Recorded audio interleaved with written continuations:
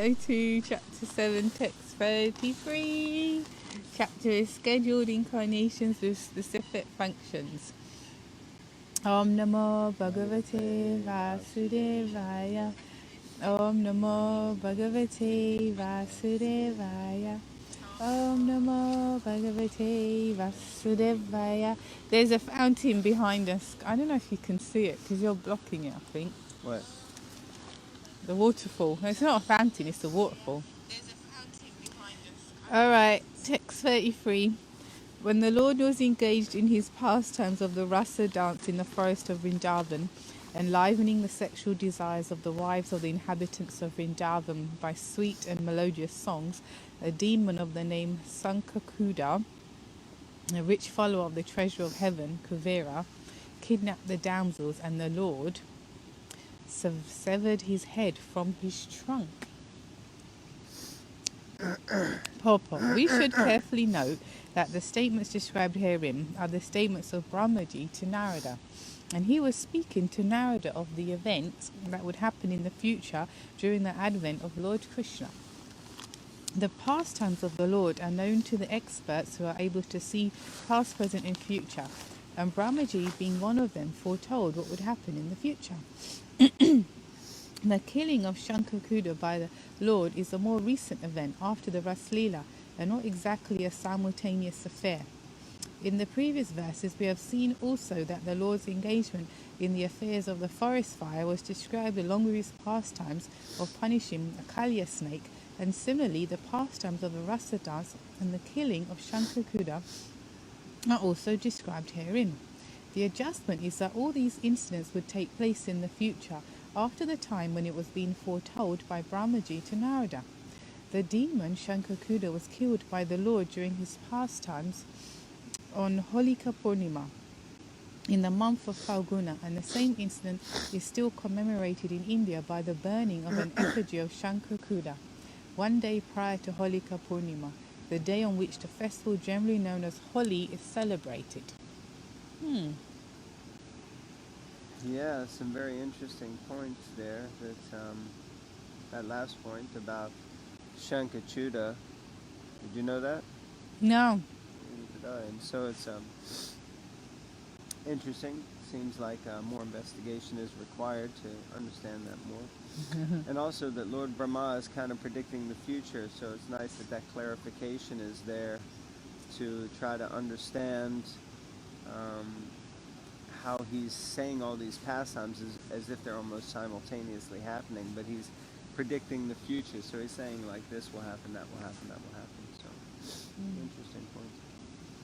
Generally, the future appearance and the activities of the Lord or his incarnations are foretold in the scriptures, and thus the pseudo-incarnations are unable to cheat persons who are in knowledge of the events as they are described in the authoritative scriptures. Text 34 and 35. All demoniac personalities like Pralamba, Denuka, Baka, Keshi, Arista, Chanura, Mushtika, Kuvalayapida, Elephant, Kamsa, Kala Yavana, Narakashura, Pundraka, great marshals like Salva, Dravida, Monkey, and Balvala, Danta, Bakra, the seven bulls, Sambara, Vidurat, and Rukmi are all, as also great warriors like Kamboja, Matsya, Kuru, Srinjaya, Kekaya, would all fight vigorously either with the Lord Hari directly or with him under his names of Baladev, Arjuna, Bhim, etc. And the demons thus being killed would attain either the impersonal Brahma Jyoti or his personal abode in the Vaikuntha planets. Purport. All manifestations in both the material and spiritual worlds are demonstrations of the different potencies of Lord Krishna. The personality of Godhead Baladev is his immediate personal expansion, and Bhim, Arjuna, etc. are his personal associates. The Lord would appear, and he does so whenever he appears, with all his associates and potencies. Therefore, the rebellious souls, like the demons and demoniac men, mentioned by names like Pralamba, would be killed either by the Lord himself or by his associates. All these affairs will be clearly explained in the 10th canto. But we should know well that all the above-mentioned living entities killed would attain salvation either by being merged in the Brahma Jyoti of the Lord or being allowed to enter into the abodes of the Lord called Vaikunthas. This has already been explained by Bhishmadev in the first canto. All persons who participated in the battlefield of Kurukshetra or otherwise with the Lord or with Baladev, etc., would benefit by attaining spiritual existence according to the situation of their minds at the time of death. Those who recognized the Lord would enter Vaikuntha, and those who estimated the Lord as only a powerful being would attain salvation by merging into the spiritual existence of the impersonal Brahma Jyoti of the Lord.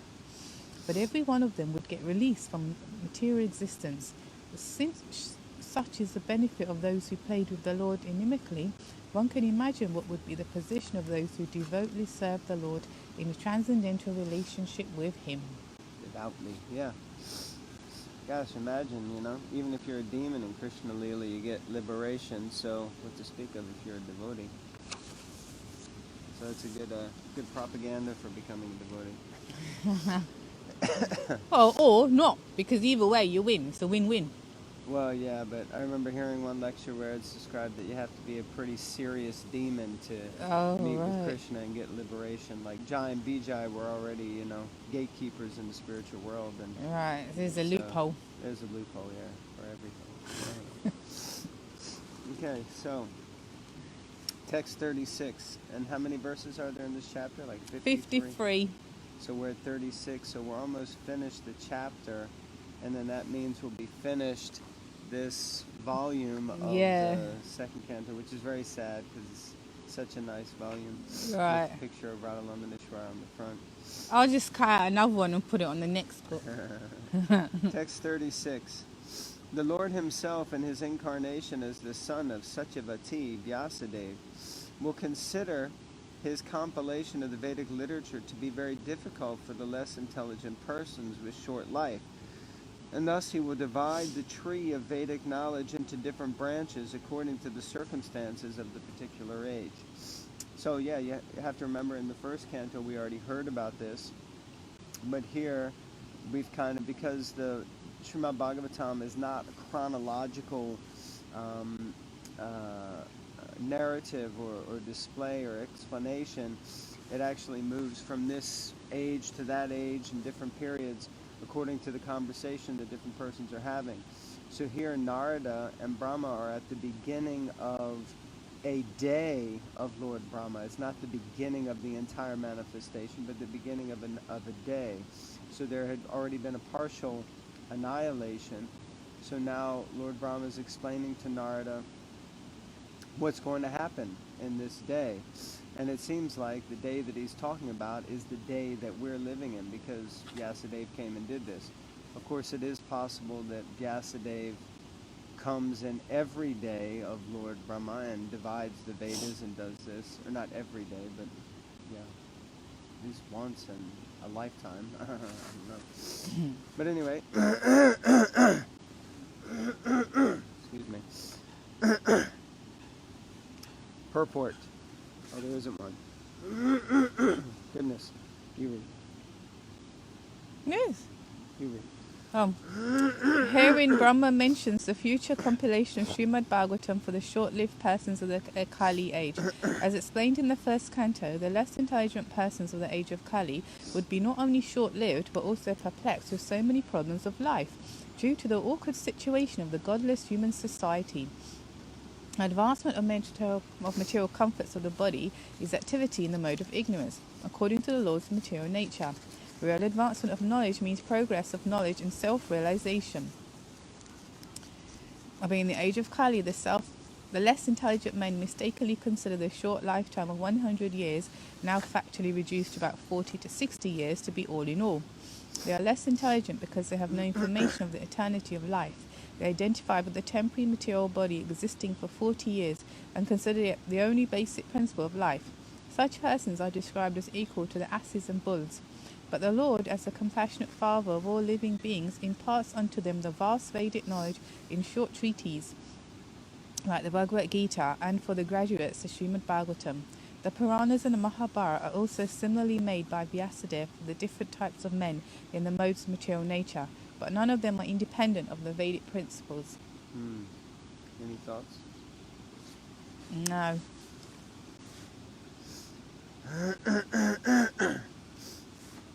Okay, text 37. When the atheists, after being well versed in the Vedic scientific knowledge, annihilate inhabitants of different planets, flying unseen in the sky on well-built rockets, prepared by the great scientist Maya, the Lord will bewilder their minds by dressing himself attractively as Buddha and will preach on sub-religious principles. Wow, interesting. Okay, so purport. This incarnation of Lord Buddha is not the same Buddha incarnation we have in the present history of mankind. So there you go. So there are different incarnations in different ages and times. According to Srila Jiva Goswami, the Buddha incarnation mentioned in this verse appeared in a different Kali age. In the duration of life of one Manu, there are more than 72 Kali Yugas. So in one Manu, there's 72 Kali Yugas. Okay. And in one of them, the particular type of Buddha mentioned here would appear. So that's an interesting point. Let's see.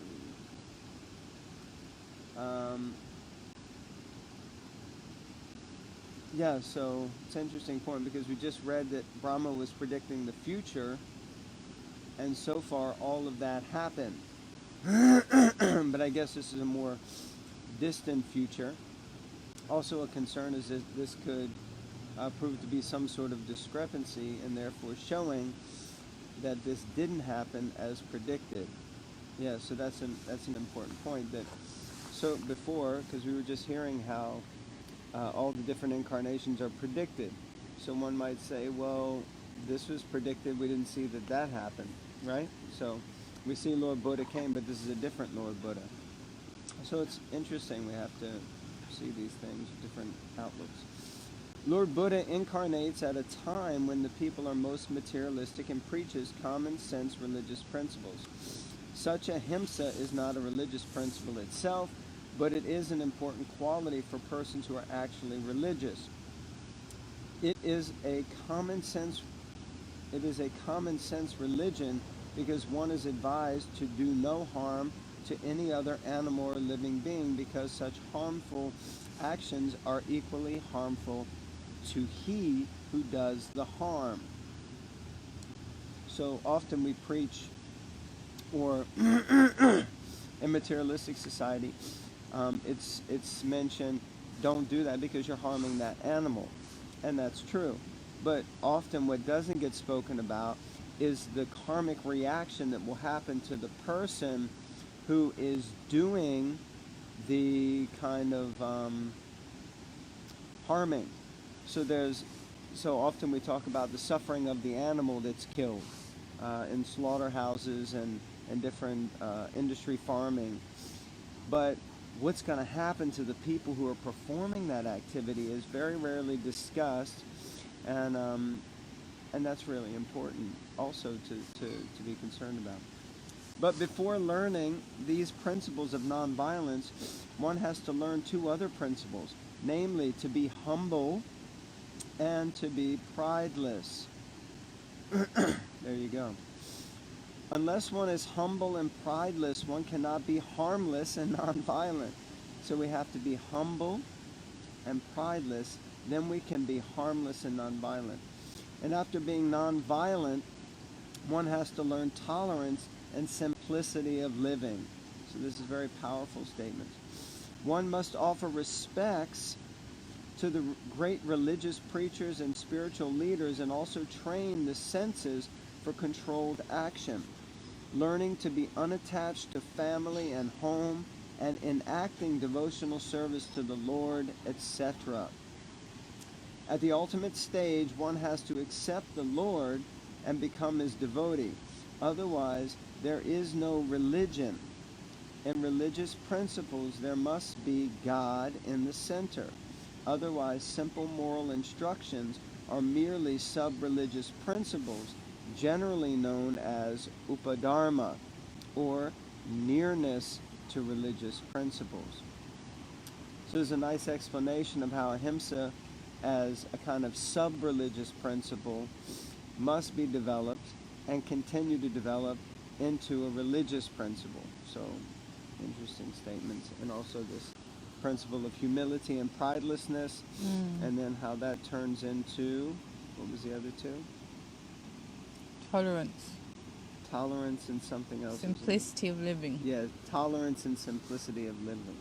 So humility and pridelessness turns into tolerance and simplicity of living. Interesting. Any thoughts on that? Yes, true. Well, then that makes everything perfect. Confirmed. Okay. Text 38. Thereafter, at the end of Kali Yuga, when there exist no topics on the subject of God, even at the residences of so-called saints and respectable men, gentlemen of the free higher caste, and when the power of government is transferred to the hands of ministers elected from the low-born Shudra class or those less than them, and when nothing is known of the techniques of sacrifice, even by word, at that time the Lord will appear as the supreme chastiser. Purport. The symptoms of the worst conditions of the material world at the last stage of this age called Kali Yuga are stated herein. The sum and substance of such conditions is godlessness. Even the so-called saints and higher castes of the social orders, generally known as the Dvija Janas or the twice-born, will become atheists. As such, all of them will practically forget even the holy name of the Lord, and what to speak of his activities.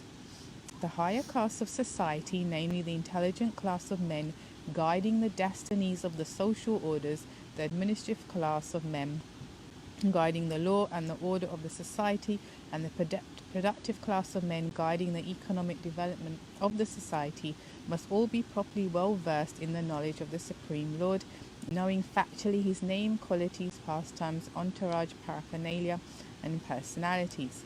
The saints and the higher castes or orders of the society are judged by their proportion of knowledge in the science of God or tattva jnana, and not by any kind of birthright or bodily designations. Such designations without any knowledge of the science of God and practical knowledge of devotional service are considered to be all decorations of dead bodies. And when there is too much inflation of these decorated dead bodies in society, they develop so many anomalies in the progressive peaceful life of the human being. Because of the lack of training or culture in the upper section of the social orders, they are no more to be designated as the Dvija Gyans or the twice-born. The significance of being twice born has been explained in many places in these great literatures. And again, one is reminded herewith that birth, executed by the sex life of the father and the mother, is called animal birth. But such animal birth and progress of life on the animal principles of eating, sleeping, fearing, and mating, without any scientific culture of spiritual life, is called the Shudra life, or, to be more explicit, the uncultured life of the lower class of men. It is stated herein that the governmental power of society in the Kali Yuga will be passed over to the uncultured, godless laborer class of men, and thus the Nridevas, or the ministers of the government, will be the Vrishalas, or the uncultured lower class men of society. No one can expect any peace and prosperity in human society full of uncultured and lower classes of men. The symptoms of such uncultured social animals are already in vogue. And it is the duty of the leaders of men to take note of it and try to reform the social order by introducing the principles of twice-born men trained in the science of God consciousness. This can be done by expanding the culture of Srimad Bhagavatam all over the world. In that degraded condition of human society, the Lord incarnates as the Kalki avatar and kills all the demoniac without mercy. Wow, that's pretty powerful. So, yeah, so again, the glories of the Srimad Bhagavatam are being stated, and we need to spread this culture all over the world in order to reform society and create a peaceful society. So I think with that we'll end, because it's raining out here and it's very cold, and I think it's time to finish. Okay. Hare Krishna. Hare Krishna. Thank you all very much. Grantaraj Srimad Bhagavatam Ki Jai. Jai.